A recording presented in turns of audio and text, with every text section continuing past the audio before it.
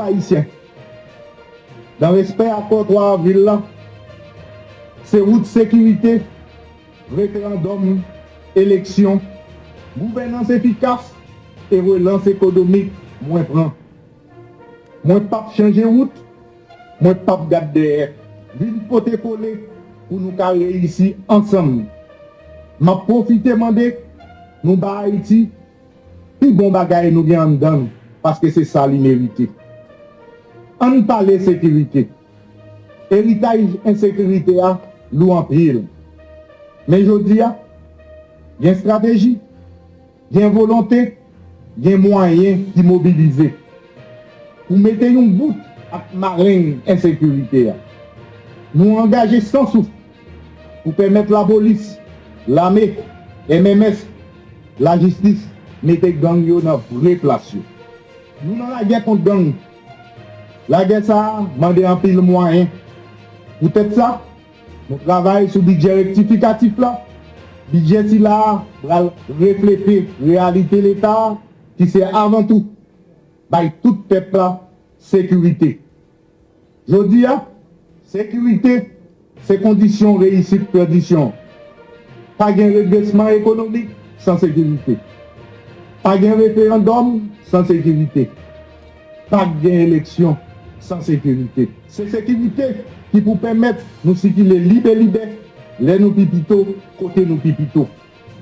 Aucune force pas qu'à camper en face de l'État, de décider faire bonne utilisation de toutes les ressources liées, mettre bon monde dans bon place pour le travail résultat. Nous avons une situation spéciale qui demande tout dirigeant, tout ministre qui là, un seul bagaille. Mettez l'ordre et puis agir avec transparence. Frère Maxime, nous avons une transition politique. Nous devons faire tourner une opportunité. Une opportunité pour nous mettre l'institution au campé tout bon. Une opportunité pour nous mettre jeunes femmes et jeunes garçons dans l'espace de décision. Une opportunité pour nous rassembler le pays. Une opportunité pour nous remembrer l'économie. Une opportunité surtout pour nous couper cycle instabilité. Une opportunité pour nous mettre l'ordre. Je dis, ce n'est pas un moment pour me présenter un bilan. Je préfère continuer le travail pour nous avoir bon genre de résultats que le peuple attend. Et le résultat, ça, c'est le résultat sécurité. Constitution avec élection. D'ailleurs, dans chaque gain pour un bilan, jour à gain pour le vivre. Et jour ça, c'est à 7 février 2026. Les amis, en nous mettant main, d'importantes questions se posent à nous qui sommes en responsabilité aujourd'hui. Pourquoi sommes-nous ici présents ce lundi 24 février 2025? Y a-t-il un bilan à présenter? D'emblée, je vous réponds que nous ne sommes pas encore à l'heure des bilans. Cependant, 100 jours après l'installation du gouvernement, le principe de redevabilité m'impose de présenter l'état d'avancement des chantiers de la transition. Conformément à l'accord du 3 avril 2024, ces chantiers sont ceux que nous appelons les grands axes prioritaires de la transition.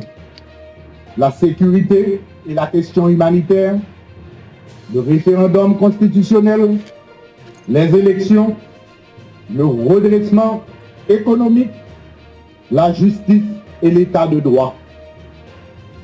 Ces grandes orientations de la transition définissent les responsabilités du Premier ministre qui doit conduire la politique du gouvernement.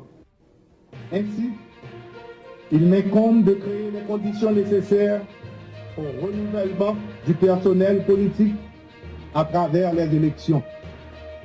Par ailleurs, c'est avec une conscience profonde de nos responsabilités communes que le Conseil présidentiel de transition et le gouvernement priorisent la cohésion au plus haut sommet de l'État.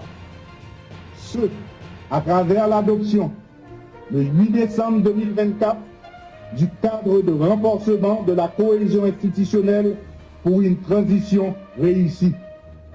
Ce document poursuit l'objectif d'une coopération harmonieuse entre les deux branches de l'exécutif, condition essentielle à la réussite de la transition. Les 5 grands chantiers évoqués plus haut sont les impératifs de la transition, qui est une transition de réforme, de redressement et de stabilisation. C'est également une transition qui a une mission de justice sociale, de réconciliation nationale et de retour à l'ordre constitutionnel. Ces missions de la période transitoire exigent un cap clair et une méthode inscrite dans une dynamique de gouvernance efficace. Cette nouvelle approche a permis au gouvernement de répondre aux urgences, aux besoins des populations déplacées et touchées par les catastrophes naturelles. Les élections constituent le but ultime de la transition, tandis que la sécurité en est la condition. Fort de cette considération, un secrétaire d'État à la sécurité publique chargé de la coordination et de la mise en œuvre des politiques de sécurité a été nommé. Il est également appelé à concourir au renforcement des forces de l'ordre et optimiser la gouvernance de la sécurité. Notre engagement pour le rétablissement de la sécurité est marqué par un investissement massif dans les équipements de la PNH et une meilleure prise en charge des policiers et employés civils de la PNH. À cet effet, la 34e promotion de la PNH, baptisée Vertière, a bénéficié du plein soutien du gouvernement quant à leur formation et leur encadrement sur le terrain. Nous sommes confrontés à une crise humanitaire nécessitant une réponse urgente et coordonnée du gouvernement. Pour y parvenir, un ministre délégué auprès du Premier ministre à la solidarité et aux affaires humanitaires a pris charge en vue de conjurer la détresse de la population en proie à l'insécurité alimentaire et au déplacement forcé. Depuis 100 jours, nous suivons la feuille de route de la transition. C'est en ce sens que nous avions mis le cap sur les élections. En effet, le gouvernement a déployé des efforts considérables pour compléter le Conseil électoral provisoire et lui a doté d'un directeur exécutif appelé à fluidifier l'organisation électorale. Ces 2 actions constituent une étape clé vers la réalisation d'élections libres et transparentes. Notre engagement pour doter le CEP des ressources nécessaires à sa mission a permis à l'institution électorale de procéder à l'évaluation des structures et infrastructures électorales à travers les 10 départements du pays. Le CEP a également procédé au regroupement des membres des bureaux référendaires départementaux et communaux. Sur le financement des élections électorales, le gouvernement vient d'ajouter 10 millions de dollars américains au Basket Fund. Cela ramène la contribution haïtienne à 55 millions de dollars américains. Pour réaliser les élections dans le délai fixé par l'accord du 3 avril, qui est l'obligation ultime de la transition. C'est pour cela que nous avons aussi nommé un ministre délégué auprès du Premier ministre chargé des questions électorales constitutionnelles.